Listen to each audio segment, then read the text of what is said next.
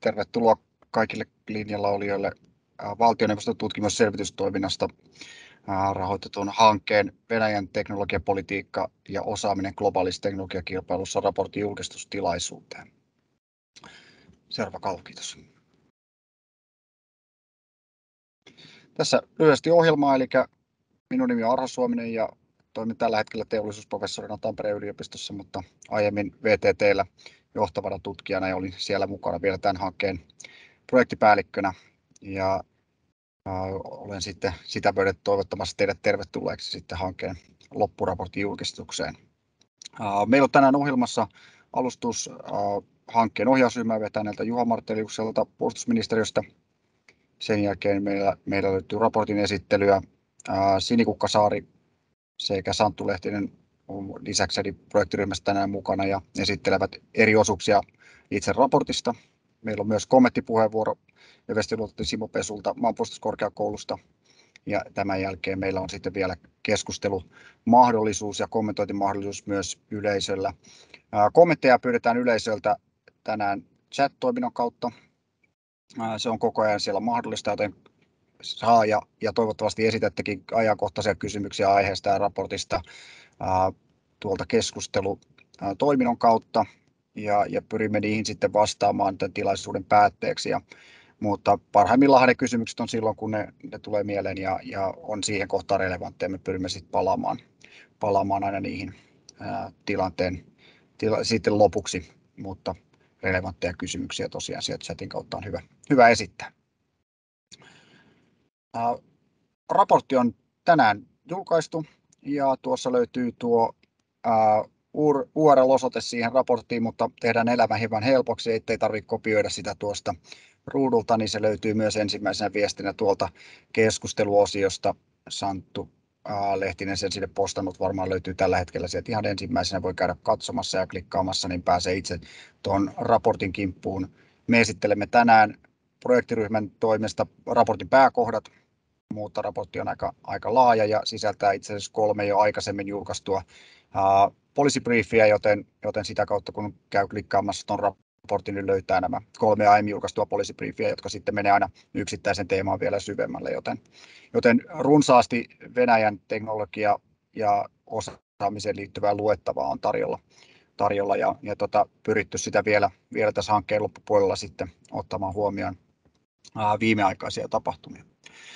Vähän vielä tietoja hankkeesta, eli niin kuin tuossa aluskin totesin, hankkeen rahoittajana on toiminut valtioneuvoston selvitys- ja tutkimustoiminta, eli VNTEAS. Toteuttajana VTT, Ulkopoliittinen instituutti, Helsingin yliopiston Aleksanteri-instituutti ja siinä vielä projektiryhmää. Itse lisäksi VTT:ltä Santtu Lehtinen, UPista Sini Kukkasaari ja sitten Ande Inukainen ja Juuso Eskonmaa sitten Aleksanteri-instituutista. Ja mainitsen vielä tuon fokuksen tässä ennen kuin mennään eteenpäin, että fokus on nimenomaan ollut analyysissä Venäjän teknologiapolitiikassa ja teknologiaosaamisessa osana laajempaa globaalia suurvaltakilpailua. Ja tässä yhteydessä on hyvä mainita, että jo hieman aikaisemmin niin on julkaistu globaalia suurvaltakilpailua, teknologista suurvaltakilpailua tarkasteleva VNTEAS-hankkeen tulokset ja uskon, että tämän päivän tulokset sitten erityisesti keskittyen Venäjään niin on hyvinkin mielenkiintoisia sitten varsinkin yhdessä erityisesti teknologista suurvaltapolitiikkaa käsitellään hankkeen kanssa, joten suosittelen sitten palaamaan myös sen hankkeen tuloksiin, joka löytyy tuolta tietokäyttöön sivulta kätevästi, kun hakee viimeaikaisia raportteja, niin se tulee sieltä vastaan. Tällaisilla ennakkotiedoilla mä toivon, että meillä on antoisa puolitoistuntinen tässä käytössä ja vielä kannustan, että kun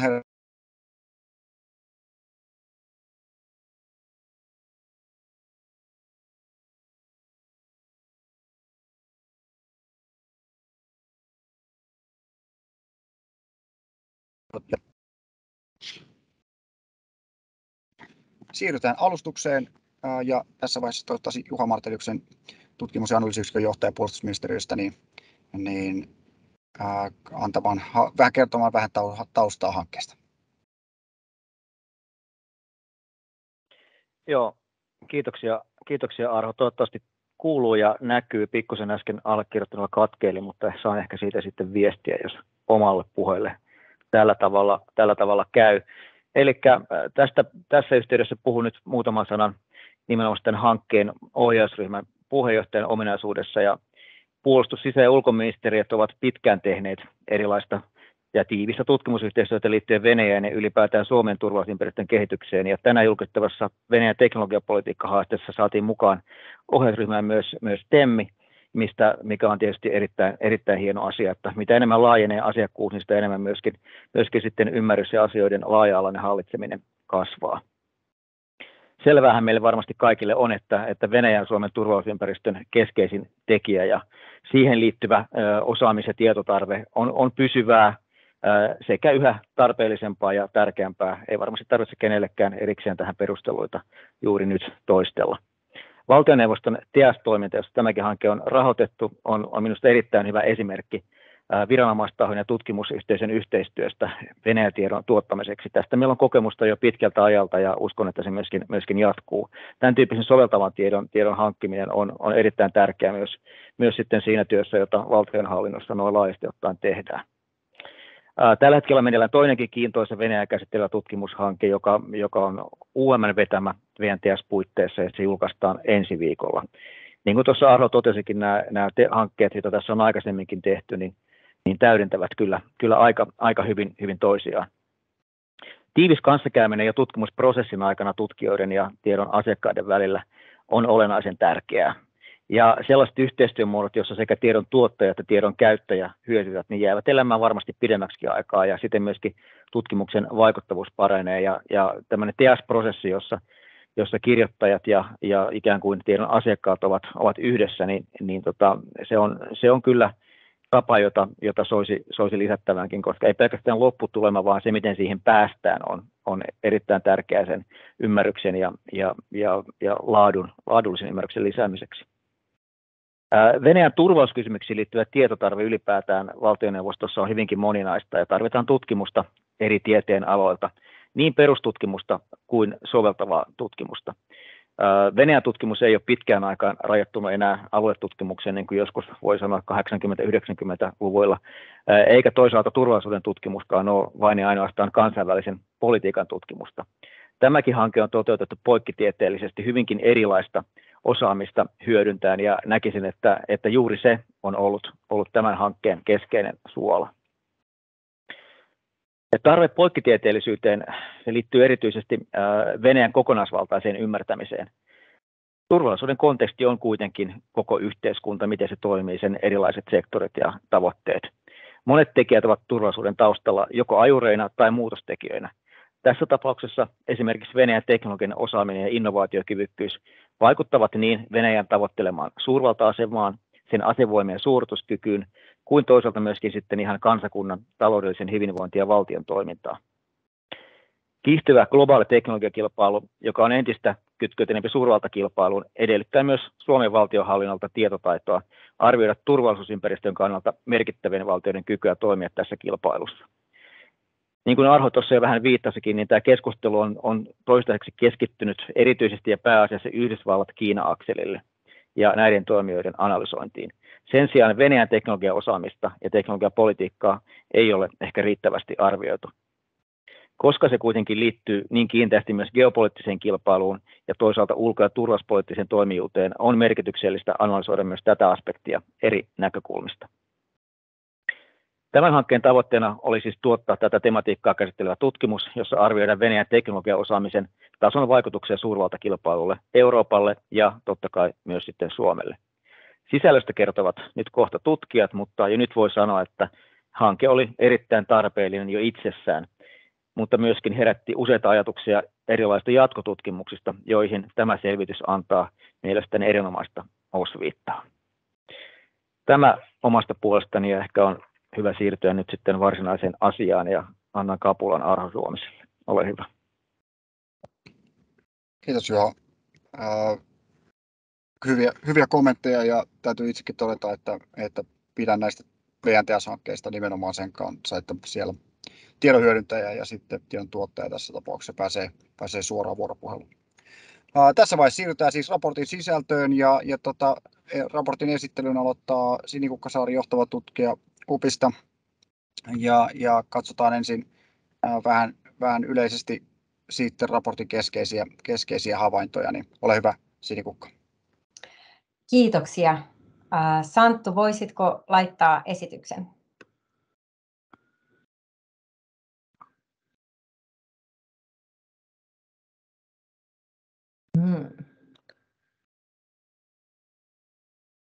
No.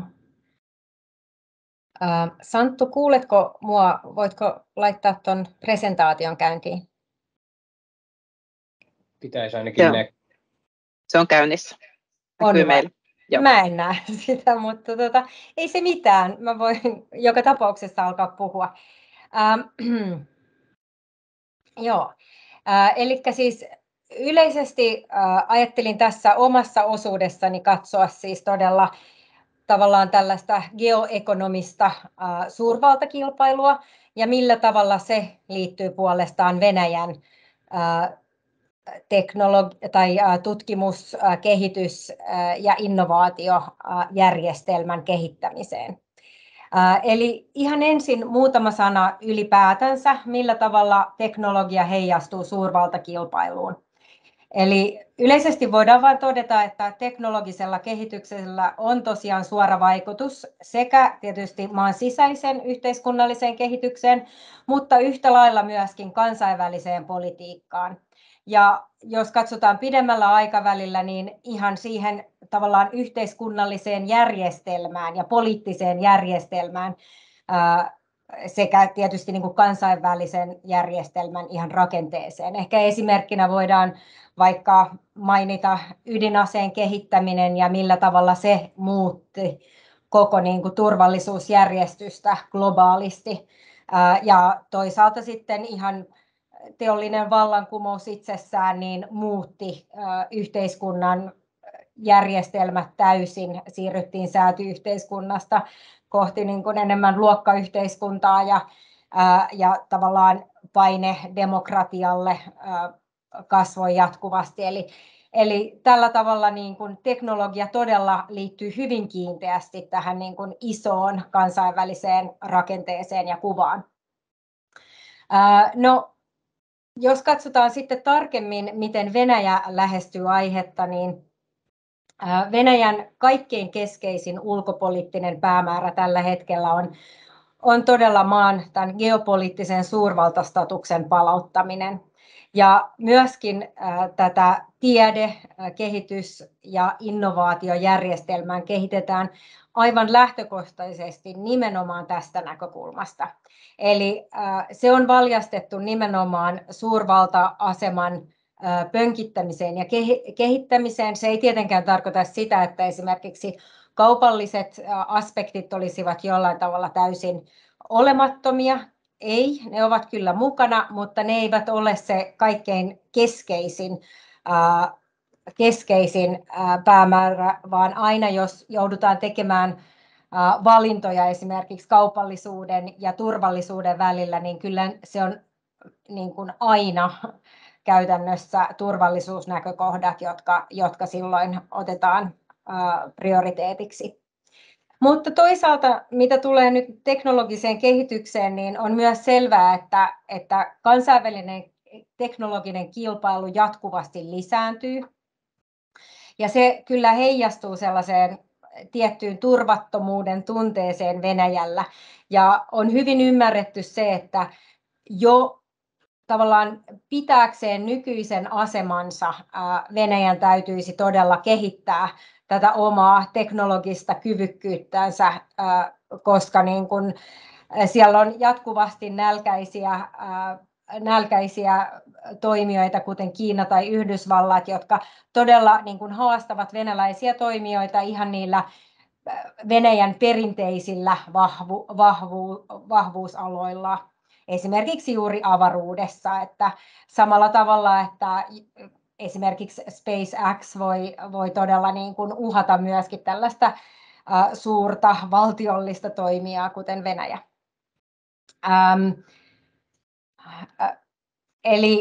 Eli tässä on sekä tavallaan sellaista turvattomuutta, että samaan aikaan tietynlaista uhoa myös.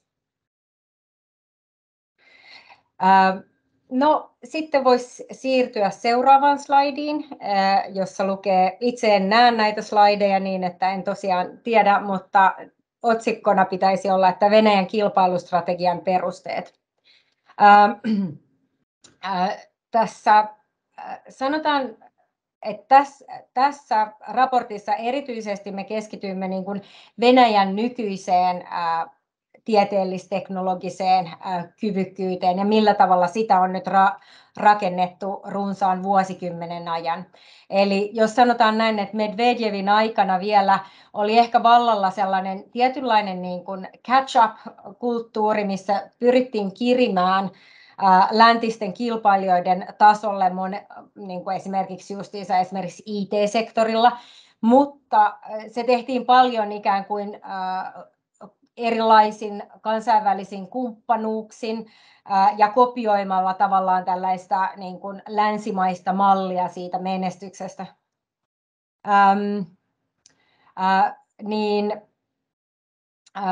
Joka tapauksessa niin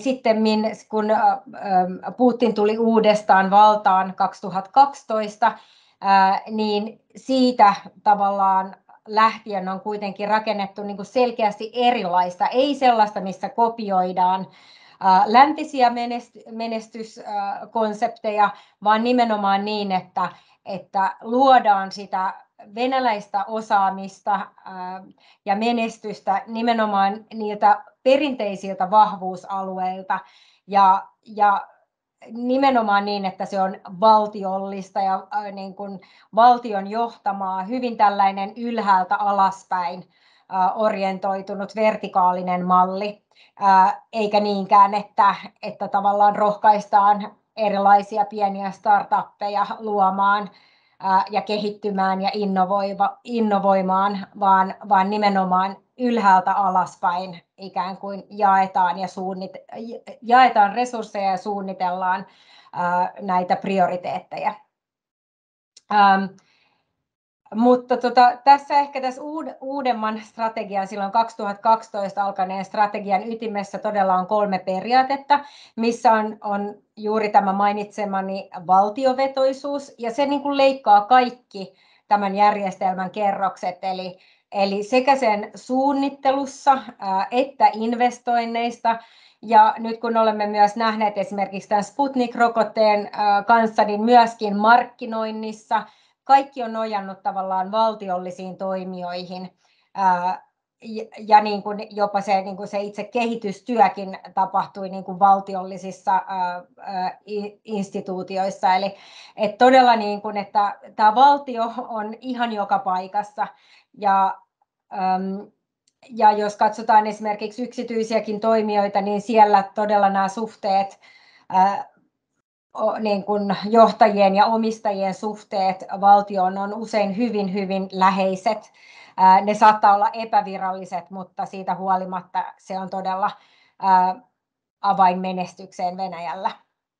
Ja toinen piiri on todella tämän suvereenisuuden vahvistaminen. Ja tällä erityisesti tarkoitan nyt sitä, että keskitytään niihin tällaisiin strategisiin aloihin, kuten esimerkiksi energiateollisuus tai sotilasteknologia tai avaruusteknologia tai ydinteknologia, jotka pidetään myöskin kansallisen turvallisuuden näkökulmasta ensiarvoisen tärkeinä.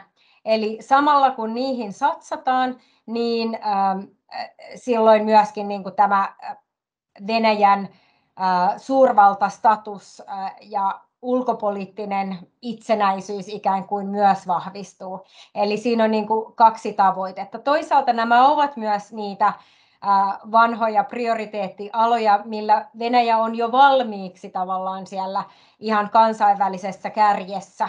Eli on totta kai myös loogista satsata juuri näille, mutta jos esimerkiksi katsotaan energiasektoria, niin siellä kuitenkin ne satsaukset tapahtuu nimenomaan niin kuin hiilivetyteknologioissa ja niiden digitalisoinnissa ja prosessien tehostamisessa, eikä niinkään niin, että yritetään satsata esimerkiksi uusiutuviin energianlähteisiin niin, että noustaisiin sielläkin maailman johtajaksi, vaan todella niin kuin keskitytään vain ja ainoastaan siinä, missä johdetaan kilpaa jo tänä päivänä. Ja kolmantena piirteenä tosiaan on tämä omavaraisuuden vahvistaminen.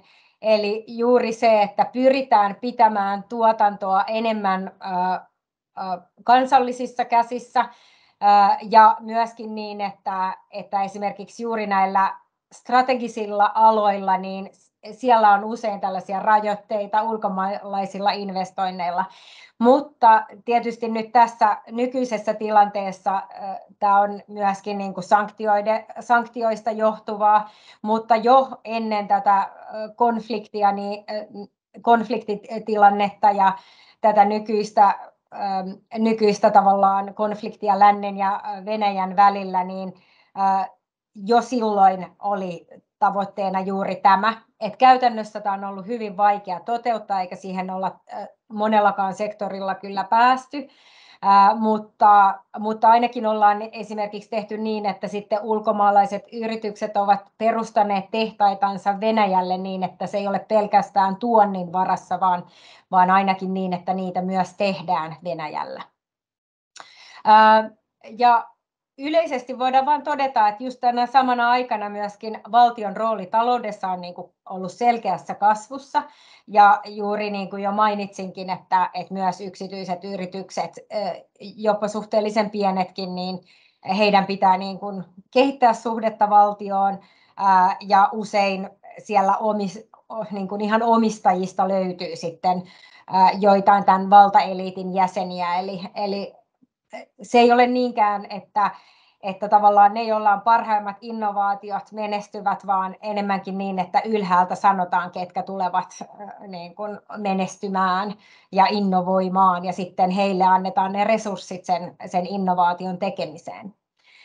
Mutta jollain tapaa kuitenkin tämä malli on sillä tavalla haastava, että kun me historiallisesti kuitenkin tiedetään, että Neuvostoliiton ja Venäjän haasteena ei suinkaan ole ollut yleensä tämä innovaatioiden puute, vaan pikemminkin se, että niitä ei olla saatu markkinoilla eikä niitä ole varsinaisesti niin kuin kyetty hyödyntämään laajasti, vaan että tavallaan innovaatio on tehty, mutta siitä ei ole ollut mitään kaupallista hyötyä tai se ei ole levinnyt laajalle, niin jollain tapaa tuntuisi, että ehkä tämän vanhan järjestelmän jonkinlainen uudelleen kopiointi tai tällainen jonkinlainen tällainen suunnitelmatalous 2.0 ei kuitenkaan ehkä olisi se tehokkain ratkaisu. No, tässä tutkimuksessa me käytiin valtavasti erilaisia keskeisiä dokumentteja läpi, ja niitä löytyy vaikka kuinka paljon. Eli tosiaan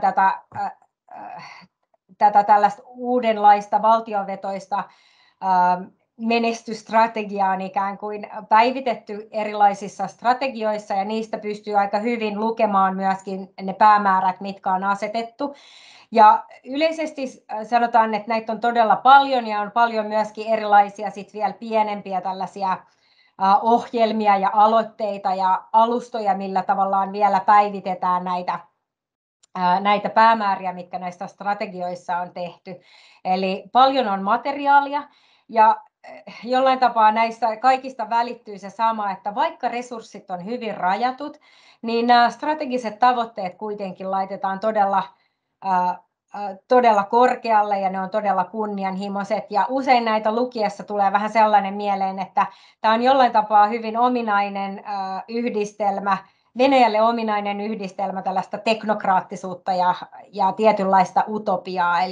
Eli kun esimerkiksi tämä politiikka on ikään kuin pelkkää teknologiaa Venäjällä, niin tuntuu, että myöskään ehkä näistä niin kuin ihan keskeisistä niin kuin perusolettamuksista ei sitten käydä juurikaan keskustelua, ja niin tavallaan tämä tällainen valtiovetoinen systeemi hyväksytään ihan sellaisenaan. Ja usein näissä just on joku Putinin lennokas lainaus ikään kuin inspiraatiota antamassa ja sitten niin kuin mennään siihen itse asiaan. Mutta yleisesti voidaan just sanoa näin, että no tämä on tullut jo mainittua aikaisemminkin, että energiasektori, sotilaallinen avaruusteknologia, ydinteknologia, myöskin niin kuin informaatioteknologia, ne on tavallaan niitä Venäjän vahvuuksia jo nyt, mutta sitten siellä on myös muutamia tällaisia tarkkaan valittuja aloja, joilla tavallaan laitetaan resursseja, vaikka Venäjä ei ehkä vielä niin kuin siellä johdakaan. Mutta täytyy vain sanoa näin lopuksi, että tosiaan, että nyt me nähdään, että oli kunnianhimoiset suunnitelmat, oli tietynlainen logiikka myöskin näissä ohjelmissa, mutta nyt jollain tapaa tämä niin kuin teknologisen kehityksen yliturvallistaminen todella vaikeutti sitä innovaatioiden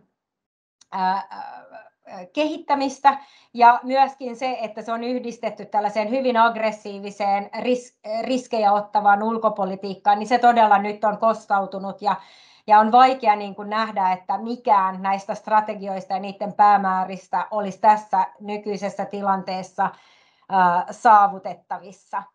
Ja ehkä nyt voisi laittaa sen ihan viimeisemmän slaidin. En vieläkään näe tosiaan itse näitä slideja.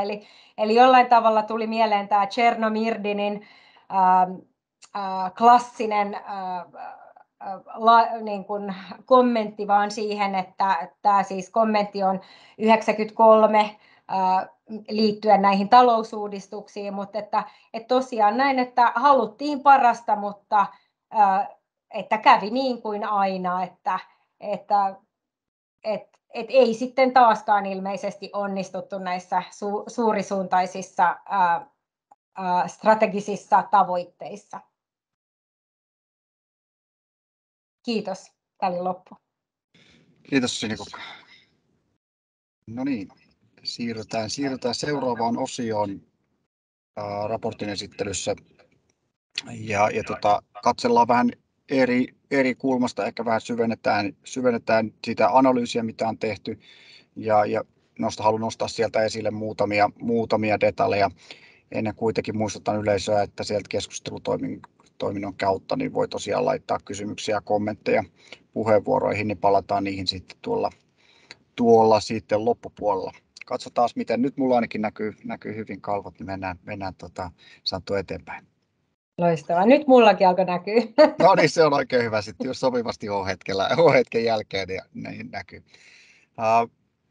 Venäjän tiede- ja teknologiakehitys tienristeyksessä mä oikeastaan jatkan siitä, mistä Sinikukka tuossa aiemmin mainitsi. Ja siellä tulikin jo mainittua nimenomaan tämä riippuvaisuus hiilivedystä ja nämä tietyt vahvat osaamisalueet.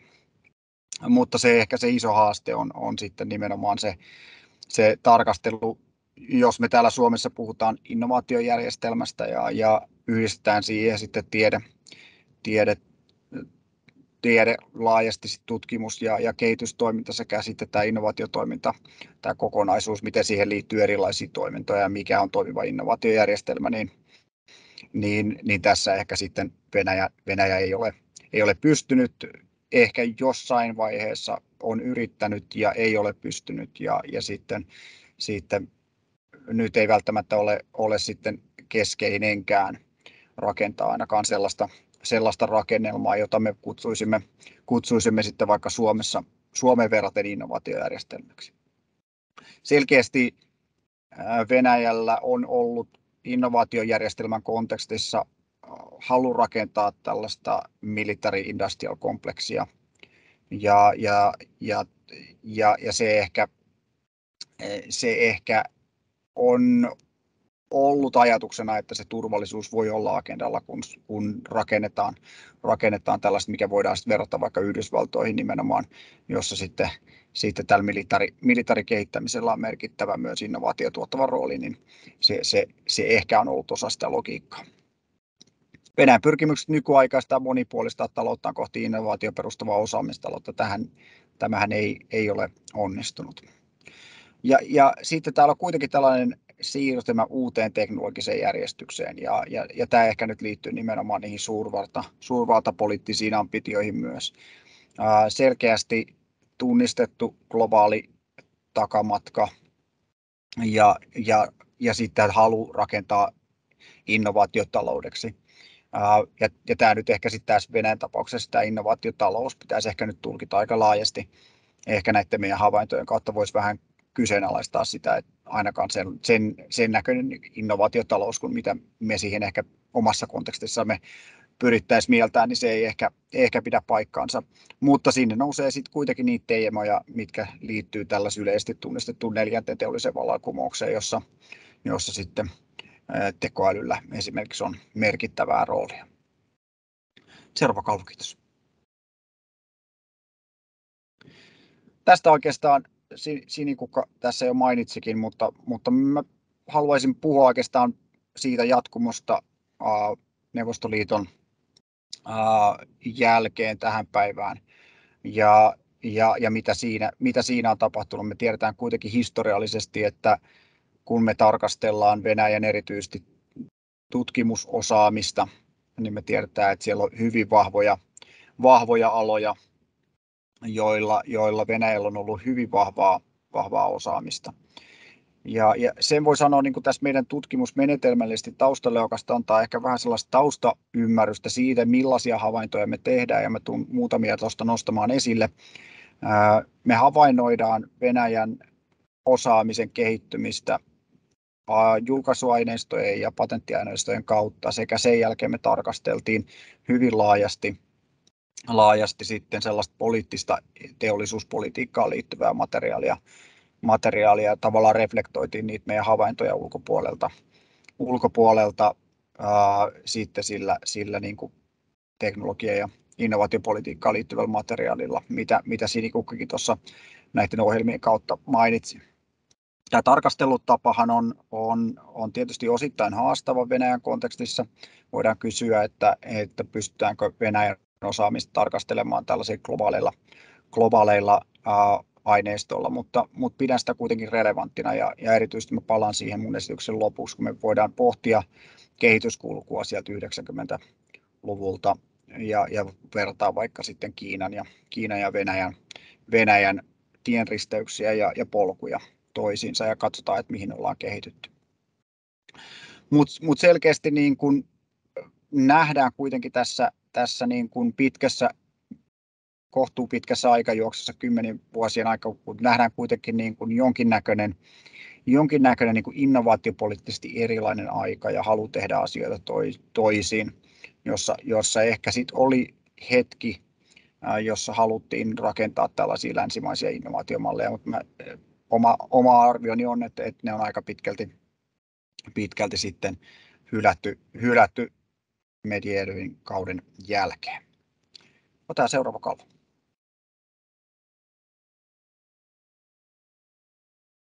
Tosiaan raportti sisältää aika kattavan kuvauksen Venäjän tiede- ja teknologian kehityksestä 90-luvulta nykypäivään.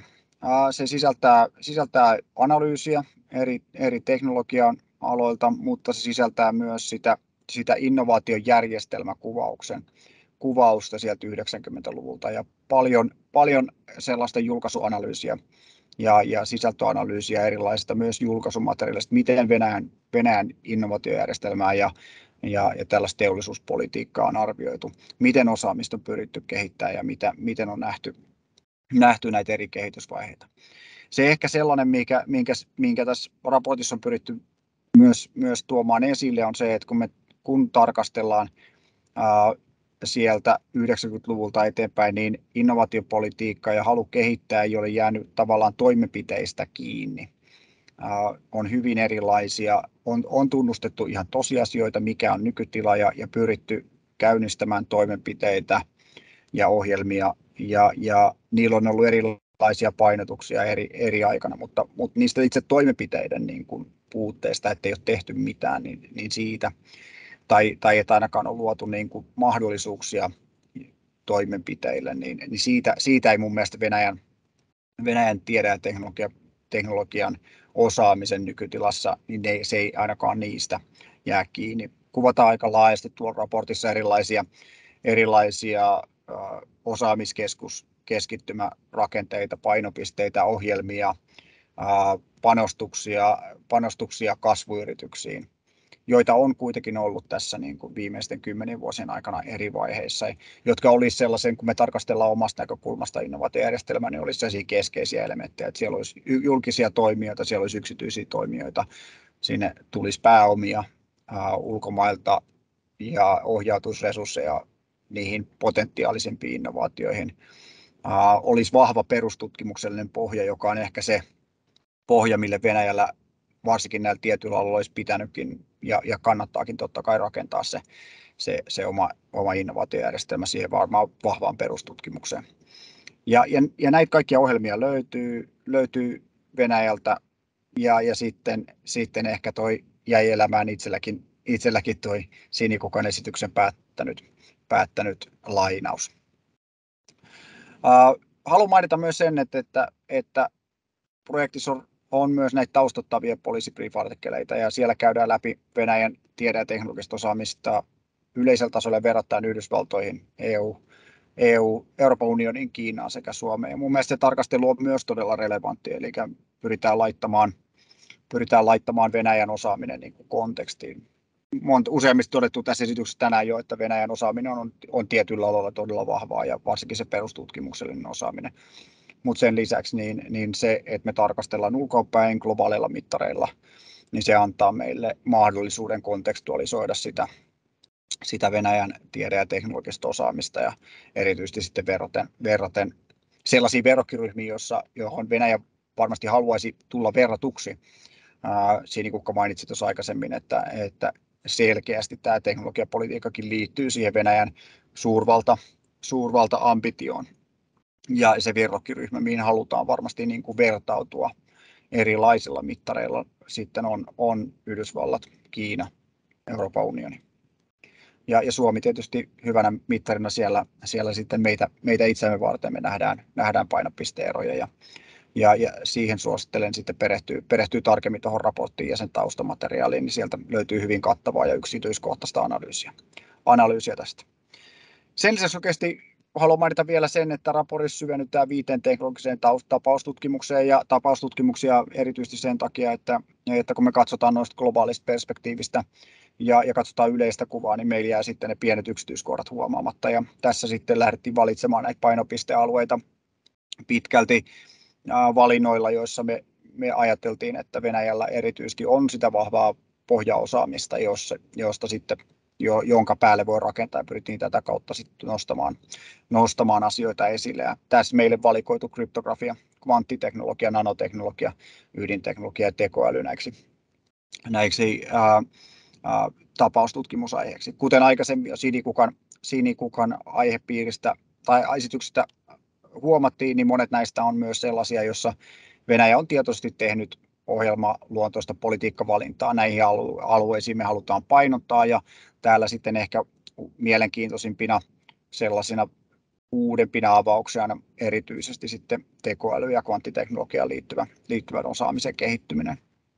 Kaikki kuitenkin rakentuu aika vahvalle matemaattis-luonnontieteelliselle pohjaosaamiselle ja se on oikeastaan se yhteinen nimittäjä, se yhteinen rakennuspilari, jolle kaikki nämä eri teema-alueet vahvasti rakentuu. Ja siellä mä sanon, että kuten sanoin jo aikaisemminkin, että me pohdittiin tätä Venäjän innovaatiojärjestelmän kokonaisuutta, niin se vahva pohjahan, mikä siellä on, niin on jo historiallinen ja rakentuu nimenomaan matemaattis-luonnontieteelliselle, hyvin vahvalliselle ja hyvin teoriapainottuneille osaamiselle. Ja se toki näkyy meidän tuloksissakin.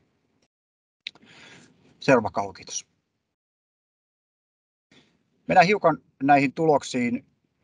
On napannut tähän esiin muutamia sellaisia kohokohtia raportista, joiden kautta haluan nostaa muutaman asian esille, mutta esimerkiksi näistä tapaustutkimuksista niin pelkästään tuon raportin sisällä on hyvin yksilöityä analyysiä, jos jokin niistä kiinnostaa erityisesti.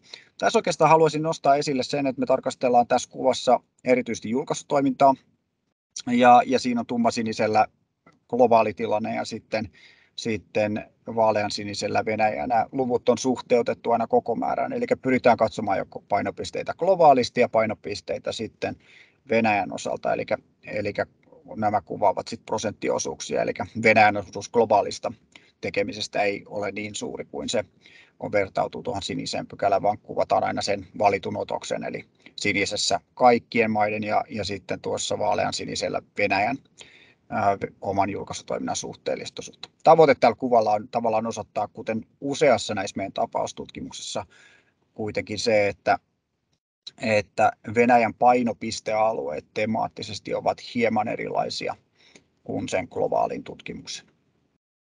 Esimerkiksi tämän kryptografian kohdalta, kun globaali tutkimus painottuu tietotekniikkaan ja sitten elektroniikkaan, sanoisin siellä sellaiseen niin kuin teknologiaa soveltavampaan osaamiseen, niin sitten Venäjän osaaminen painottuu ehkä vaikkakin soveltavaan fysiikkaan, mutta kuitenkin luonteeltaan perustutkimuksellisen aihepiiriin. Kuvaavaa on, ja tietysti tämä jako ei ole ihan kaikissa näissä tapaustutkimuksissa, mutta kuvaavaa aineistolle on se, että me havaitaan sellainen profiiliero, eli Venäjän osaaminen ei painotu samalla tavalla, ja usein sitten se painotuserot löytyy erityisesti sen soveltavan ja perustutkimuksellisen, mutta myös sieltä ehkä sitten mihin sovelletaan sellaisten teema-alueiden välillä. Mun mielestä tämä on mielenkiintoinen havainto sen suhteen, että toistuvasti me havaitaan tämä vahva profiiliero sitten muun globaalin tutkimuskärkeen, joka on hyvin mielenkiintoista. Ja se ehkä ylikorostaa sitä aiemminkin mainittua eroa, että se tutkimuksen vahva pohja, matemaattisuonteinen pohja on se, mikä näkyy edelleen myös sitten siinä kansainvälisessä julkaisutoiminnassa. Tämä seuraava kalvo, kiitos. Se, mä haluan vielä seuraavana asian nostaa Venäjä ja Kiina vertailua. Tässä on mielenkiintoinen kuva, jossa katsotaan tieteen sanotaan laatua muutamilla eri mittareilla. Ja tässä kuvassa näkyy tummansinisellä Suomi, vihreällä Kiina ja vaalean sinisellä Venäjä. Tässä katsotaan muutamalla eri mittarilla, ja yksi niistä on patenttiviittaukset, yksi on teollisuuden ja tutkimuksen yhteistyö, ja sitten on kansainvälinen yhteistyö, julkaisujen määrä huipputiedejournaleissa ja sitten viitatuimpia julkaisuja tuossa viimeisessä. Ja nämä luvut on suhteutettu sitten suhteutettu maan kokoon, eli havaitaan sitten hieman eroja tavallaan suhteutettuna siihen, mikä me voitaisiin ajatella sitten populaatiosuhteutettunaispotentiaalia. Me nähdään, mikä on sellainen ehkä olennainenkin havaittu tietysti Suomen kohdalla, että Suomi on vahva tutkimusmaa, ja kun me lähdetään suhteuttaa omaa kokoamme sitten globaalilla tutkimuskentällä, niin me ollaan erittäin vahvoja ja vertaudutaan hyvin helposti isoihin tutkimusmaihin, jopa sitten monella mittarilla olemme ykkönen. Kun me verrataan näihin Venäjä ja Kiinaan, niin havaitaan ehkä se, että näistä mittareista yleiställaista niin kuin useammalla laatumittarilla tarkasteltuna, niin ainoa asia, missä meissä mittareilla Venäjä on ollut Kiinaa parempi, on ollut tämä kansainvälinen yhteistyö tutkimuksessa, ja sen ajatellaan totta kai vahvistavan sitä sisäistä tutkimusjärjestelmää, jos tehdään paljon kansainvälistä yhteistyötä. Mä epäilen, että nyt kansainvälisten tapahtumien seurauksena tässäkin mittarissa tulee tapahtua huomattava notkahdus, eli Venäjä sit putoaa kyllä tuollakin mittarilla. Kun me kuitenkin tarkastellaan sinne 90-luvulle ja mietitään niitä valintoja, mitä on tehty, Kiinan johdonmukainen poliittinen päätöksenteko siihen, että kehitetään omaa tiede- ja tutkimusjärjestelmää. Me tiedetään, että siellä on edelleen haasteita, siellä on tunnustettu se, että ollaan catch-up-vaiheessa, sekä taloudellisesti että myös sen tutkimusjärjestelmän kannalta, ja mikä on ollut kehitys nyt nykyhetkeen, jossa sitten usealla mittarilla Kiina on erittäin vahva tutkimusosaaminen on erittäin vahvaa. Se tienristeys, missä on oltu sitten ehkä siellä 90-luvulla, niin kyllä Venäjä ja Kiina tässä suhteessa on lähtenyt eri suuntiin. Ja palaan siihen, mitä sanoin aikaisemmin, että Venäjälläkään se ei ollut siitä kiinni, että oltaisiin jääty siihen tieristeykseen, vaan tehtiin toimenpiteitä, että lähdettiin rakentamaan ohjelmia kehittämään, mutta se eteneminen ei sitten ole ollut niin myönteistä kuin se ehkä verrattuna esimerkiksi Kiinaan sitten on ollut. Seuraava kalvo, kiitos. Tässä kuvassa on tekoälyyn liittyvä patentointitoiminta. Ja tämä on ehkä sellainen mun mielestä yksi kiinnostavimmista mittareista. Me voidaan toki arvioida, että mikä merkitys Venäjällä ja patentoinnilla on, ja sellainen kritiikki, mikä helposti tähän tällaisen aineistoon tuleekin, että no Venäjällä ei koeta vaikka kansainvälistä julkaisemista merkityksellisenä, tai ei kansainvälistä patentointia, tästä pidetään niin kuin merkityksellisenä mekanismina. Mutta täytyy kuitenkin huomioida, että kun me puhutaan globaalisti huipputeknologioista, ne on vientiteknologia, niitä suojataan, ja tässä ehkä sellainen ero jälleen kerran, kun me tehdään sitä Venäjän ja Kiinan eroa. Kiina on vahvasti integroitunut sekä kansainväliseen patenttijärjestelmään että kansainväliseen tiedejärjestelmään ja tutkimusjärjestelmään, ja herää kysymys, että onko Venäjä tehnyt näin ja pyrkinytkään integroimaan. Me tiedetään esimerkiksi patentoinnin osalta Kiinan kehityksessä on ollut paljon haasteita, ja sitä on myös kritisoitu, miten tämä integroituminen esimerkiksi kansainväliseen immateriaalioikeuksien järjestelmään on tapahtunut. Se ei ollut mitenkään suinkaan globaalisti kritiikitön prosessi. Mutta toinen me nähdään, että Venäjä ei ole integroitunut lainkaan. Ja sitten viimeaikaiset tapahtumat tietysti kyseenalaistanut sen, että haluavatkokaan integroitua.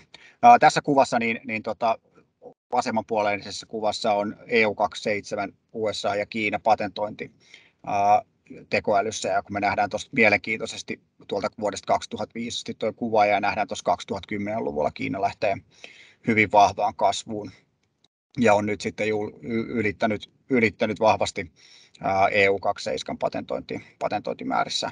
Minkä takia Venäjä on omalla kuvallaan on se, että tuo akseli on kovin erilainen. Tuolla vasemmalla puhutaan tuhansista ylärivillä, ja tuossa on sitten 30 on tuo ylin numero tuossa Venäjän kuvaissa. Että kun aikaisemmin näitä esitettiin raportissa näistä kuvista, niin me verrattiin aina Suomen ja Venäjän lukuja, ja sitten meillä oli eri akselilla EU27, Yhdysvallat ja Kiina. Ja tämä on ehkä kuvaavaa sitten tässä tienristeyksessä, ja miten asiat on sitten erinäisen tapaustutkimuksen sisällä, miten me nähdään, mikä se kehitysaskel on ollut. Ei tarvinnut ottaa montaa esimerkkiä tähän puheenvuoroon, riittää, mä otan tämän yhden, ja sitten mä voin sanoa, että lähes kaikissa näissä tapaustutkimuksissa, oikeastaan kaikissa, pieni variaatio, tämä kuva on kovin samanlainen. Seuraava kalvo. Tässä vaiheessa siirrän puheenvuoron Santtu Lehtiselle, ja hän esittelee raportin erityisesti meidän asiantuntijatyössä tehtyä, Delfi-prosessissa tehtyä skenaariotuloksia, ja pitäisin näitä erittäin mielenkiintoisena. Jälleen kerran muistutan noista kysymysmahdollisuuksista tuolla keskustelupainikkeen alta. Santtu, ole hyvä. Kiitoksia Arho, ja päivää vaan munkin puolesta. Tosiaan Lehtisen Santtu, ja toimin tutkijana täällä VTT:llä innovaatioiden, teknologian ja turvallisuuden ennakoinnin parissa. Ja mä puhun nyt muutaman sanan tästä skenaarioanalyysistä tai laajemminkin tulevaisuustyöstä, mikä me toteutettiin osana tätä raporttia. Meidän skenaarioanalyysi pohjautuu tosiaan vahvasti tuohon Delfoi-kyselyyn, minkä Arho jo mainitsikin, ja sen lisäksi kirjallisuuskatsaukseen ja sidosryhmäyhteistyöhön. Tämä skenaarioanalyysi tarkastelee trendejä sekä avainepävarmuuksia Venäjän teknologiseen kehitykseen liittyen. Ja on hyvä muistaa, että nämä skenaariot on tämmöinen heuristinen työkalu. Sen tarkoitus ei ole ennustaa tulevaisuutta sinällään, vaan laajentaa ajattelua. Ja erityisen tärkeä osa tätä raportin tulevaisuustyötä ja näitä skenaarioita oli tosiaan tuo Delfoi-kysely, joka me toteutettiin. Siihen osallistui yli 20 kotimaista ja ulkomaista asiantuntijaa. Ja näiden aineistojen pohjalta me luotiin sitten tämmöinen tulevaisuustaulukko, jonka avainmuuttujiksi tunnistettiin esimerkiksi Venäjän poliittinen järjestelmä, meneillään oleva suurvaltakilpailu, sekä globaali energiamurros. Ja tämän tulevaisuustaulukon pohjalta me luotiin sitten 4 tämmöistä skenaarioa, joiden tarkoitus on kuvata Venäjän tieteellistä ja teknologista kehitystä vuonna 2030. Näihin skenaarioihin voi perehtyä tarkemmin siinä meidän raportissa, joten mä esittelen ne tässä hyvin tällainen yleisluontoisesti. On myös aika hyvä huomata, että nämä skenaariot toteutettiin noin joulukuussa 2021, jonka jälkeen Venäjän hyökkäys Ukrainaan on myllännyt maailmaa aika lailla uusiksi. Ensimmäinen näistä skenaarioista on tällainen realistinen skenaario, ikään kuin baseline-skenaario, joka kuvaa tällaista pysähtynyttä Venäjää, jossa nykyinen poliittinen eliitti säilyttää valtansa ja teknologian ja talouden kehitystä ohjataan valtiokeskeisesti. Toisena skenaariona meillä oli tällainen hyvin optimistinen skenaario, jossa Venäjä siirtyy kohti jonkinlaista parlamentaarista järjestelmää, integroituu globaaleihin arvoketjuihin ja lähentyy kohti länttä. No, tämä näyttää aika epätodennäköiseltä tällä hetkellä. Sen sijaan tämä kolmas skenaario, joka oli aika pessimistinen skenaario silloin, kun me näitä tehtiin, joka kuvaa tämmöistä eristäytynyttä Venäjää, niin tämähän näyttää nyt osin siltä, mitä me nyt ollaan nähty tapahtuneen. Eli tässä skenaariossa Venäjä käyttää aggressiivista ulkopolitiikkaa, jopa sotilasvoimaa niin kuin oman suurvaltastatuksensa pönkittämiseksi. Ja Venäjällä ja Kiinalla on tämmöinen pragmaattinen kumppanuus. Neljäntenä skenaariona meillä oli tällainen villikortti, jossa Venäjä olisi onnistuneen autoritäärisen modernisaation avulla kehittänyt onnistuneesti kilpailukykyään ja rakentanut tämmöisen oman teknologia-ekosysteemin Kiinan, EUn ja Yhdysvaltojen oheen. No, nyt ollaan nähty, että näinkään ei nyt ole käynyt, eikä todennäköisesti lähitulevaisuudessa käy. Sen sijaan tästä sodasta on tullut Venäjän keskeinen tulevaisuutta muovaava ajuri.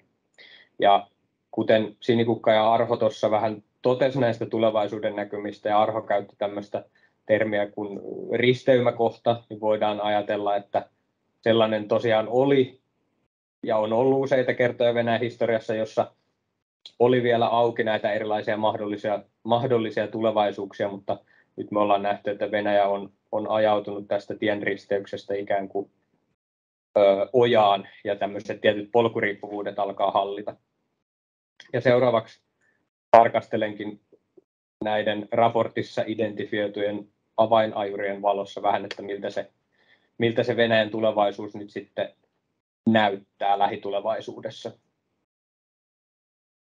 TKI-yhteistyö EU-maiden ja Venäjän välillä tietyillä alueilla jatkuu varsin aktiivisena aina tuonne Venäjän hyökkäykseen asti.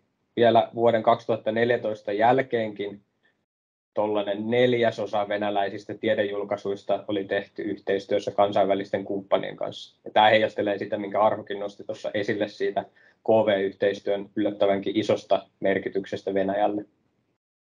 Näistä kumppanimaista isoin oli Yhdysvallat, joka saattaa olla pieni yllätys, ja toiseksi isoin oli Saksa. Ja etenkin Saksa on ollut Venäjälle tosi tärkeä tämmöinen yhteistyökumppani isojen hankkeiden suhteen tutkimusinfrastruktuurin rakentamisessa ja muissakin tämmöisissä big science-projekteissa. No, näiden uusien pakotteiden myötä EU-maiden ja Venäjän tiedeyhteistyö on kuitenkin laitettu oikeastaan kokonaan jäihin. Komissio on lopettanut yhteistyön kaikkien venäläisten elinten kanssa tieteen, tutkimuksen ja innovaatiotoiminnan saralla. Ja myös Saksa on katkaissut kahdenväliset suhteensa Venäjän tieteen saralla käytännössä kokonaan. Ja näiden pakotteiden ja toimenpiteiden myötä voidaan todeta, että Venäjän tieteellinen teknologinen kehitys on yhä vahvemmin hämärän peitossa. Edes kylmän sodan aikana ei näitä tiedesuhteita blokkien välillä katkaistu näin syvällisesti kuin mitä me ollaan nyt nähty, vaan tiede oli jonkinlainen takaportti diplomatialle, ainakin parhaimmillaan. Ja näitä Venäjän synkkiä näkymiä kuvaa aika osuvasti tällainen lähes 8000 venäläisen tieteentekijän allekirjoittama avoin kirje, jossa todetaan, että Venäjän sota Ukrainaa vastaan on askel ei mihinkään. No, Venäjä on sitten kuitenkin pyrkinyt vastaan näihin länsimaiden pakotteisiin jo tuolta Krimin valtaamisesta 2014 asti ja turvautunut tämmöiseen tuonnin korvauspolitiikkaan, tuontisubventioon. Ja sen avulla Venäjä on pyrkinyt vähentämään riippuvuuttaan läntisestä teknologiasta. Näitä Venäjän pyrkimyksiä rajoittaa kuitenkin taloudelliset teknologiset realiteetit, joihin kuuluu se, että Venäjähän on aika hyvin integroitunut maailmantalouteen viimeisen 30 vuoden aikana, ja se on tehnyt Venäjästä aika riippuvaisen ulkomaisesta teknologiasta, koska Venäjä itse on erikoistunut maailmantalouden tasolla hiilivetyihin ja muihin raaka-aineisiin. Eli voidaan todeta, että tästä mahtailevasta suurvaltaretoriikasta huolimatta Venäjällä ei itsellään ole riittävää teollista perustaa, taloudellista kilpailukykyä tai riittävän laajoja markkinoita, jotta se voisi pärjätä pelkästään omillaan. Venäjä ei yksin voi korvata globaalin verkoston kykyjä, vaan se on riippuvainen sen kansainvälisistä kumppaneista. Ja tämän raportinkin valossa todetaan, että niistä kumppaneista tärkein on yllätys Kiina. Venäjä ja Kiina täydentää aika hyvin toisiaan niin kuin isossa kuvassa. Kiinalla on pääomaa, markkinoita, teknologista osaamista, Venäjällä taas raaka-aineita ja energiaa. Mutta sitten Venäjällä on myös tarjota tätä matemaattis-luonnontieteellistä ja fysiikan alueen tämmöistä niin kuin raakaa osaamista ja potentiaalia, mikä on myös mainittu tässä. Näiden läntisten pakotteiden vuoksi Venäjä joutuu ainakin osin integroituun kiinalaiseen teknologiaekosysteemiin, ja se taas heikentää sitten Venäjän omaa teknologista suvereniteettia. Tämän takia Kiinan ja Venäjän suhde, vaikka se kumppanuus onkin kasvanut, tai se merkitys on kasvanut, niin tämä suhde on arvioitu ainakin potentiaalisesti myös jännitteiseksi. Tärkeä lähitulevaisuuden kysymys onkin, että missä määrin Kiina on kykeneväinen ja halukas auttaa Venäjää kiertämään sekä kestää näitä lännen pakotteita, etenkin teknologian kentällä. Selvää on, että Kiina ei toimi Venäjän hyväksi ainakaan omien etujensa kustannuksella, ja tähän asti on vaikuttanut siltä, että Kiina ei ainakaan kauhean selkeästi ole lähtenyt tukemaan Venäjää näiden viimeisen 3 kuukauden aikana.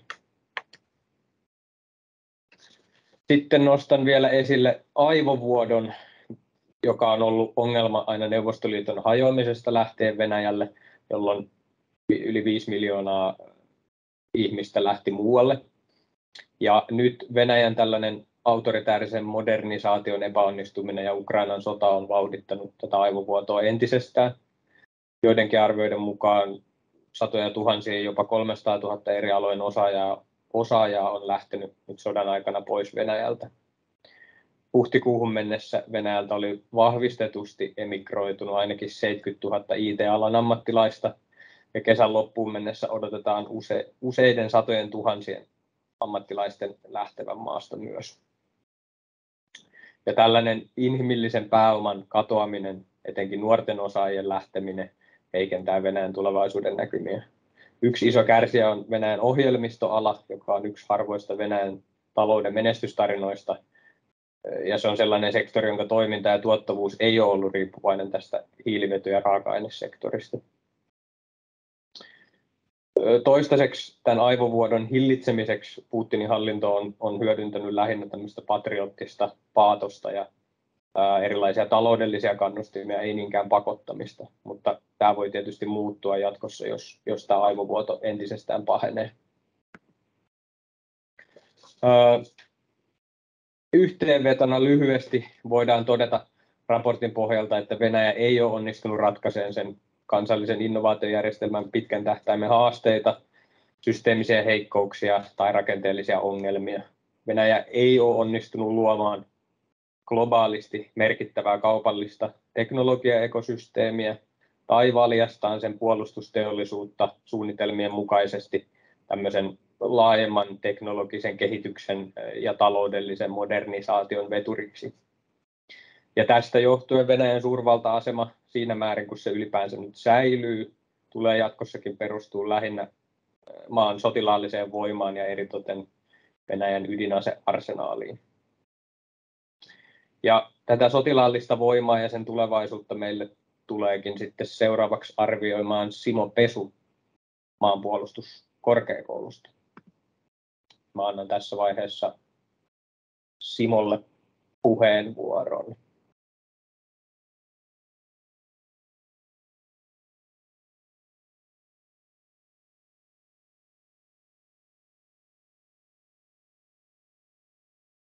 En tiedä, onko Simolla lukittuna toi mikki ja kamera, jos... Ei ole enää. Jes, hyvä. Ole hyvä. Ne oli hetkellisesti. Hei, kiitoksia. Ja kiitoksia mun puolesta tuosta erinomaisesta raportista, minkä olette koonnut. Että mä tuollainen kohta, jossa lähdetään vertailemaan kansainvälisesti sitä Venäjää ja sen asemaa ja materiaaleilla, mitkä ovat kansainvälisesti, sehän on varsin tervetullut. Venäjähän kilpailee muiden valtioiden kanssa kansainvälisissä järjestelmissä, niin te olette tosi selkeästi tuonut esiin ja silloin se vertailu pitää tapahtua myös siellä. Sotilaallista kehitystä, niin siinä muutama ehkä tausta-ajatus siinä, että se eroaa jonkun verran tästä yleisestä kehityksestä ja sotilaat kehittävät sitä niin kuin omassa, ei umpiossaan, mutta omalla tavallaan.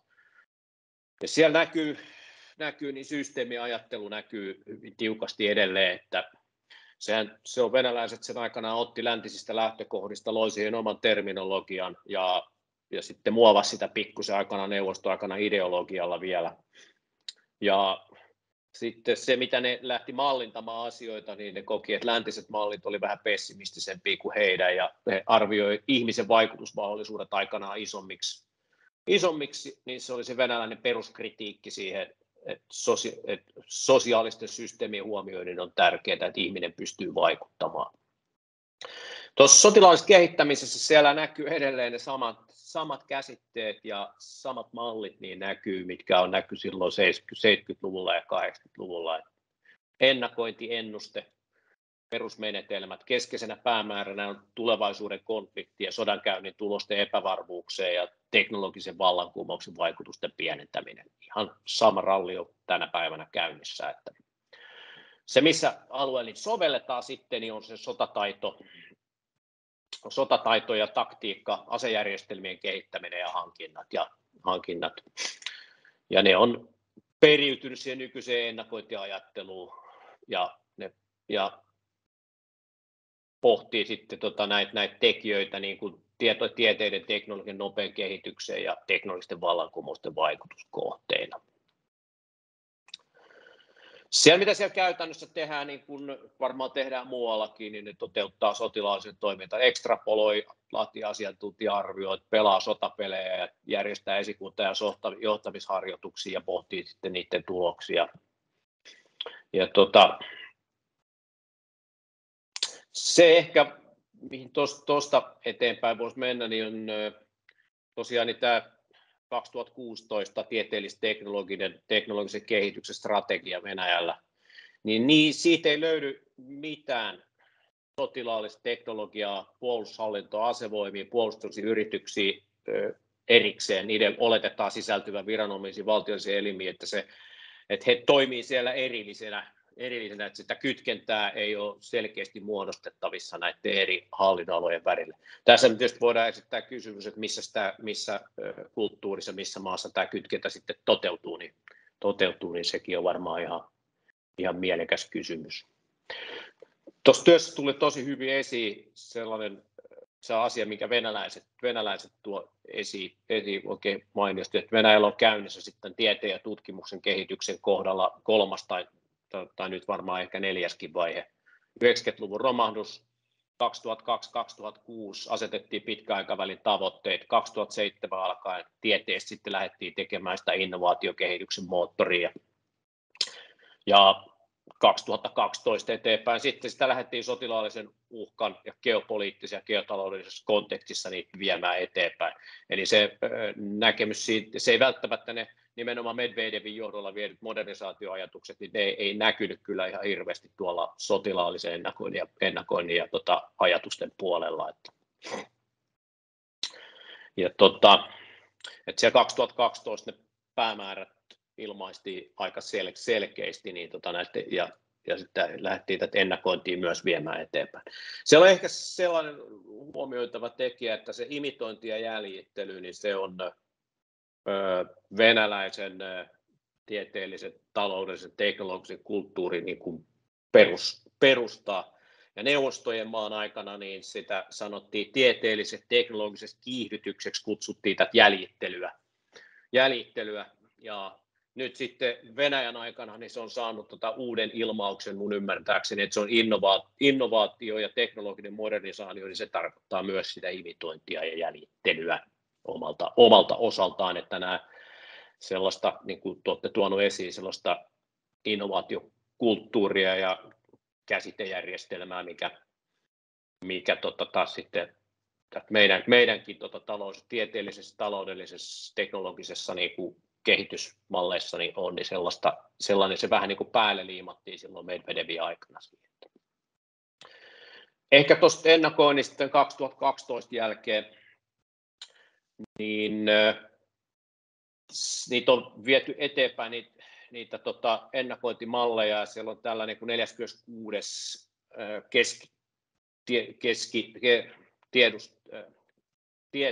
Puolustusministeriön tieteellinen instituutti, joka nimenomaisesti niin kehittää malleja, joilla kehitetään puolustusteollista perustaa. Et se on se sen erityisosa-alue. Ja ne onnistuivat 2014 aikaan, niin he tuotti sellaista materiaalia niin kuin yhdessä niin siviiliyliopistojen kanssa ja rakensi malleja siitä. Ja nimenomaan siitä, että miten kansainvälinen tilanne kehittyy, malleja sen ennusteiden tekemiseen siitä, ja miten sotilaalliset uhkat kehittyy, ja niiden ikkuna oli sellaista parikymmentä vuotta. 2014-2018 ne laajensi sitä, ja sieltä tuli tällainen strategisen pidäkkeen rakenteita alettiin pohtia siellä, ja sitten sotataloutta tai puolustustaloutta. Ja sotilaallista potentiaalia, niin se on säilyttänyt aika lailla samat tekijät siellä niin läpi, että ne on hyvinkin kestäviä. Sotilaallinen potentiaali koostuu niin kuin valtion tai toimijan niin taloudellisesta, poliittisesta ja asevoimien potentiaalista, että he arvioivat sitä kokonaisuutta. Ja sitten venäläiset näyttää sitten arvioivan itseään suhteessa muihin valtioihin, kuten Yhdysvaltoihin ja Kiinaan, ja asettavan itseään siihen kontekstiin.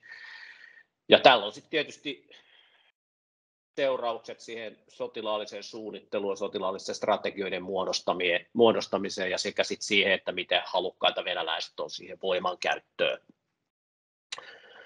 Ja he ovat nähneet sitten teknisesti tässä asiassa ainakin sen näiden esiin tuomisessa kovasti nähneet vaivaa, kun on rakentaneet järjestelmän, joka on tuo kansallisen puolustuksen johtokeskus ja siihen liittyvät informaatiotekninen järjestelmä, sen filiaalit ympäri maata, että näillä he sitten suorittaa näitä seurantaa. Ja keskeisin juttu siitä oli, että se yleisesikunta kytkeytyi tämän kyseisen ennakointimalliin, mitä tämä 46. niin puolustusministeriön tutkimuslaitos toteutti, niin käytännössä niin kuin heidän kirjoituksessaan niin sen metodologioihin, että he uskoo niiden toteutukseen. Se on tuosta sotilaspuolelta ehkä sellaiset huomiot on, että asevoimien ennakointi, niin se on tosiaan systeemiajatteluun perustuvaa toimintaa, teknologian kehitykseen. Kehitys on siellä se varsinainen ajaru. Näkymät on aika pitkiä, ja se ehkä sellainen erityinen juttu siellä on, että sitä puolustusta niin kuin katsotaan disruption kautta, eli sota on yksi menetelmä, ja sillä niin kuin voidaan muuttaa kehityskulkua. Et se ei ole sellaisenaan, niin kuin, se ei ole onnettomuus tai mitään muuta, vaan se on yksi kehityksen muuttamismenetelmä. Ja se, mihin ne näyttäisi kytkeytyvän, eli yleisellä tasolla geoekonomiset, geopoliittiset skenaariot, niin ne näyttäisi kytkeytyvän eri tuossa niin kuin yleisellä valtiollisella tasolla ja sitten eri haaroilla. Mutta tuo energiaministeriö on näyttänyt koordinoivan jonkun verran niin asevoimien kanssa sitä niin ennusteitaan siitä kehityksestä, mutta sellaista talousennusteiden ja asevoimien ennusteiden välisestä niin koordinaatiosta, niin siitä ei oikein ole tunnistusta. Ja tuossa venäläiset teki sen strategisen arvionsa turvallisuusneuvostossa ja ne 2017-2018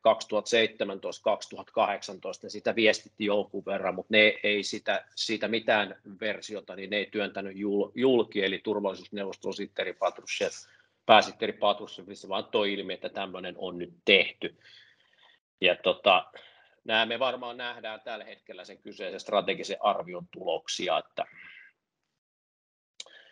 se mitä venäläiset ei ole nähnyt näissä arvioissa, mitä ne on julkisuuteen tuonut, niin on esimerkiksi sanktiot ja sanktiopolitiikka, mutta ne on sitten hyväksytty osaksi näitä, mutta niitä ei ole sinänsä ennustettu varsinaisesti, että siinä on varmaan jonkunlainen tekijä mikä vaikuttaa tuohon päätöksentekoon. Ja tosiaan tuo asevoimat, teknologia, 35-50 vuoden ennakointi-ikkunat, poliittisessa puheessa 2012 eteenpäin, valtiollisessa poliittisessa puheessa 2013 eteenpäin, asevoimien viestintäpuheessa siitä, että minkälainen tulevaisuuden sota on. Ja nämä prioriteetit, niin kuin te olette kuvannut tässä kuvailu ja perustellut hyvin tässä raportissa, ne näkyy tuossa asevoimapuolella, että sieltä tulee informaatioteknologiat, on se keskeinen asia, mistä he kantaa huolta ja kaikki siitä tulevat sovellutukset, niin kuin tekoäly ja sitten sen jälkeen niin kuin robotiikka, autonomia siellä sitten perässä, niin ne on edelleen, jos katson nyt tässä sodan aikana, mitä käydään aika perinteisin menetelmiin, missä ei ole tunnistettavissa välttämättä ihan hirveän hyvin kun ulkopuolelta katsotaan, niin avaruusjärjestelmien rooleja ja sitten sen johtamisjärjestelmien rooleja, niin ne ei ole ihan valtavan hyvin näkyvissä siellä. Mutta ne on se, mistä he puhuvat edelleen sotilaallisessa kehityksessä. Eli se julkinen puhe tulee sitä samaa kautta ja sitten se järjestelmä on rakennettu niitä tekemään. Ehkä se varmaan, otan ehkä 2 mallia vielä. Eli venäläinen on sodankäynnin niin kuin periaatteessa se ennaltaehkäisy on semmoinen keskeinen asia. Ja siellä on tällaisia malleja 70-80-luvulta kuin kontaktiton taistelu, jossa lähdetään niin kuin tällaisille pitkälle kantavilla täsmäaseilla hajotetaan sen vastustajan taistelukyky ja sen jälkeen hajotetaan ne vastustajan joukot, eristetään toisistaan, jonka jälkeen ne voidaan tuhota, kun ei kykene enää organisoidusti taistelemaan niin tavanomaisten joukkojen taistelulla. Ja tämä on ehkä sellainen juttu, mitä me nyt on yksi mahdollinen näkymä, mitä me ollaan seurattu tässä viimeisen 3 kuukauden aikana, ja se ei ole ihan täysin ollut, se on heillä ollut teoreettinen konsepti, ja sitä ei ole ehkä harjoiteltu ihan sillä lailla, että se mitä he ovat harjoitelleet, niin se tapahtuu Donbassissa tällä hetkellä. Ja nyt me ollaan sellaisessa joku rajapinnassa, jossa he nyt sitten tekee evaluaatioonsa tästä sodasta ja nähdään, että lähteekö he muuttamaan sitä kyseistä, että onko ongelmaa ollut siinä sotilaallisessa ajattelussa ja siitä, että he ei ole kyenneet tuottamaan sellaisia järjestelmiä ja sellaista kykyä, että he pystyvät viemään sen oman taistelutapansa niin menestyksellisesti ja käyttämään sitä menestyksellisesti. Siellä on ehkä sellainen ongelma havaittavissa tällä hetkellä ja he sitten varmaan sitä ryhtyy ratkaisemaan. Mä lopetan tähän, niin päästään siihen keskusteluvaiheeseen toivottavasti, mikä on varmaan se kaikkein hedelmällisin osio tästä. Kiitos. Kiitoksia. Joo, hyvä Santtu. Sä voit ottaa puheenvuoron nyt, mutta mä voin nostaa tuolta Juhan kysymyksen, tai sitten sä voit sanoa sen ääneen kummin päin vaan. Joo, ota sä vaan Santtu sieltä kysymyksiä, mitä on tullut, niin sitten voidaan Sinikukon kanssa ja vastailla kysymyksiin. Hyvä. Kiitoksia ja kiitos tosiaan Simolle vielä mainiosta puheenvuorosta ja olet myös tervetullut osallistumaan keskusteluun. Juha oli mun mielestä kysynyt hyvän kysymyksen, johon vastaamista en kadehdi, joten osoitan sen Sinikukalle. Mitkä on niitä keskeisiä perimmäisiä syitä, kun ei nyt taaskaan onnistuttu? Eli Venäjällä on selvästi sitä osaamista ja sitä potentiaalia, mutta onko se sitten tämmöinen kulttuurinen tai yhteiskunnallinen tekijä, joka selittää sen, että miksi nyt taaskaan ei sit onnistuttu? No, mä itse asiassa siinä mun omassa esityksessä tarjosin vähän niin kuin sellaista tulkintaa, eli mä luulen, että lähtökohtaisesti se sellainen valtiovetoinen systeemi, missä suunnitellaan etukäteen, että Venäjähän käyttää tosi paljon, just Simokin tuossa mainitsi, tällaista niin kuin pitkäaikaista strategista ennakointia ja niihin niin kuin pohjautuvia tällaisia eri teknologian alan tavallaan suunnitelmia seuraavaksi 10 vuodeksi, jota sitten jatkuvasti tarkennetaan ja näin. Niin mä luulen, että ehkä sellainen, että ensinnäkin tavallaan se koko kulttuuri totta kai tulee sieltä suunnitelmataloudesta ja Neuvostoliitosta, ja kun se oli kuitenkin niin äärettömän epäonninen jo silloin, niin on ehkä vähän erikoista, että sitä tavallaan tuotetaan uudestaan. Että totta kai varmasti niin kuin se on paljon sofistikoituneempaa ja siinä on erilaisia tavallaan, että se on varmaan niin kuin teknisesti ihan sellaista niin kuin, ainakin pinnallisesti tavallaan sellaiset kansainväliset kriteerit täyttävää, mutta jotenkin uskon, että se ei ehkä siinä järjestelmässä, missä on todella vähän kilpailua, niin välttämättä ole se, että ylipäätänsä tämä tällainen niin kuin tukahduttava valtiojohtoisuus ja just se, että niitä resursseja jaetaan ylhäältä alas, eikä sitä kilpailua juuri ole, ei ainakaan niin kuin innovaatioiden perusteella, vaan pikemminkin sitten kilvoitellaan siinä, että kuka tuntee kenet, niin mun mielestä se ei ole yllättävää, että tämä ei johda kauhean hyviin tuloksiin. Et meillä oli silloin tämän projektin aikana paljon keskustelua siitä, että voisiko tässä kuitenkin olla sellaisia menestyksen avaimia. Ja täytyy sanoa, että osa silloin tutkimusryhmästä oli kyllä optimistisempia. Ja jollain tavalla niin kuin uskottiin, että kuitenkin nämä tällaiset kaupalliset ja sitten taas niin kuin valtaa pitävien edut voidaan jollain tavalla niin kuin yhteensovittaa sellaisella tavalla, joka kuitenkin myös mahdollistaa innovaatiot. Joten ehkä niin kuin ei mitään sellaista lopullista vastausta tähän kysymykseen ei tietenkään voi olla. Mutta sitten mä luulen myöskin, että kyllähän se haaste alun perinkin jo ennen tätä niin kuin Venäjän hyökkäyssotaa, niin oli kuitenkin se, että just tämä teknologian ja innovaatioiden tavallaan turvallistaminen, niin se jo niin kuin todella paljon haittasi sitä yhteistyötä, mitä tehtiin esimerkiksi länsimaisten yritysten ja yliopistojen kanssa, että jo se tavallaan myös rajoitti sitä potentiaalia, mutta nyt tietysti puhutaan ihan erityyppisestä tilanteesta.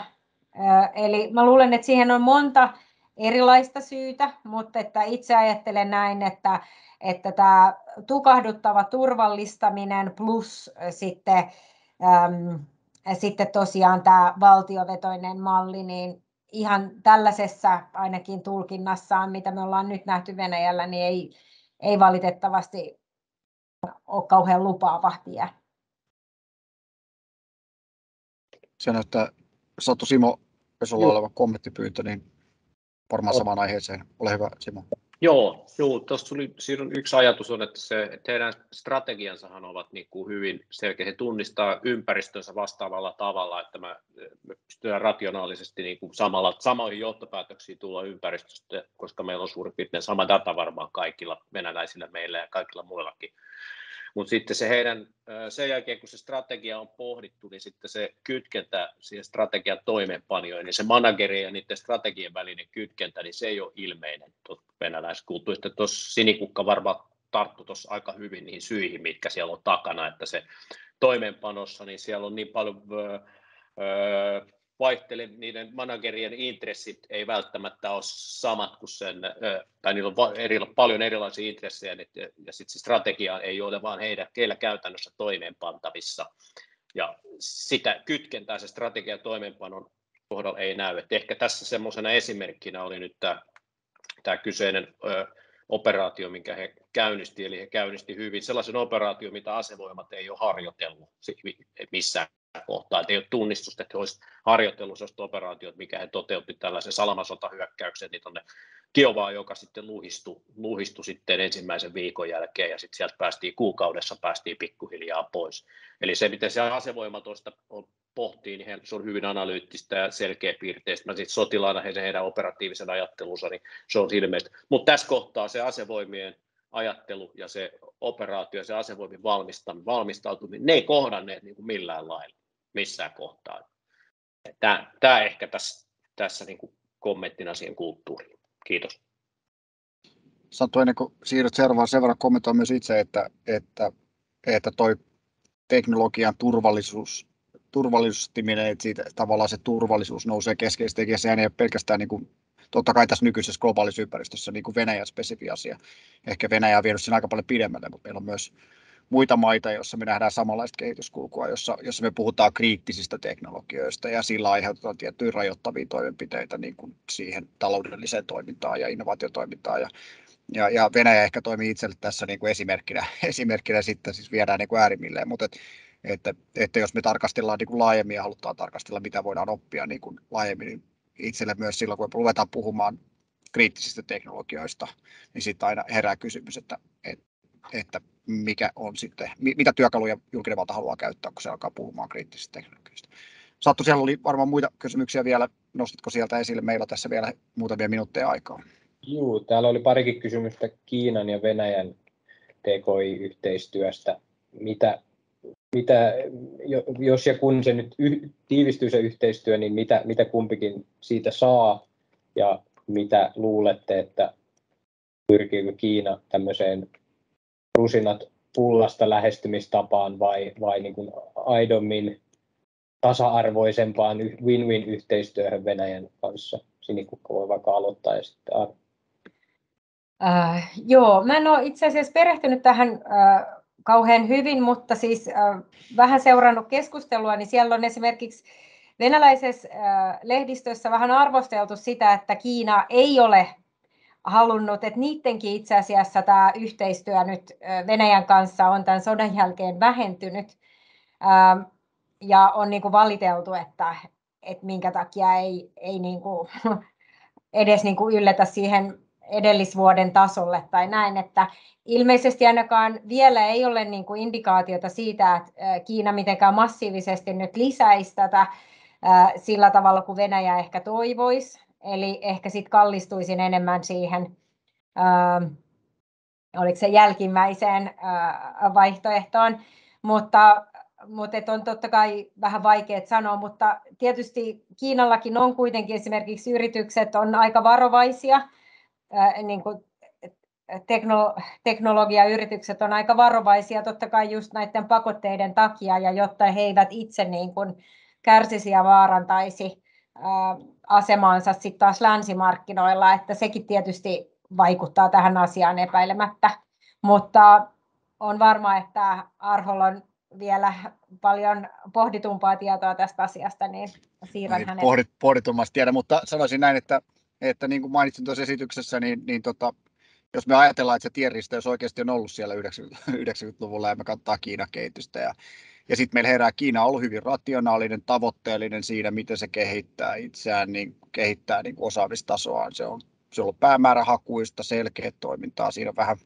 vähän sellaisia kansainvälisiä sääntöjä ehkä voitu jossain vaiheessa vähän niin kuin taivuttaa mutta tavoite on ollut kaikille, koko globaali ympäristö, toimintaympäristö on varmaan ymmärtänyt, mitä Kiina tavoittelee ja sitä kohti ollaan menty. Sitten herää nyt kysymys sitten 10 vuosia myöhemmin, kun me verrataan Kiinaa ja Venäjää, että mikä tavoite Kiinalla olisi saada jotain tai tehdä yhteistyötä Venäjän tiede- ja tutkimusjärjestelmän kanssa. Mitä siellä on sellaista, joka parantaisi Kiinan tavoitetta päästä sinne, minne he haluaa mennä.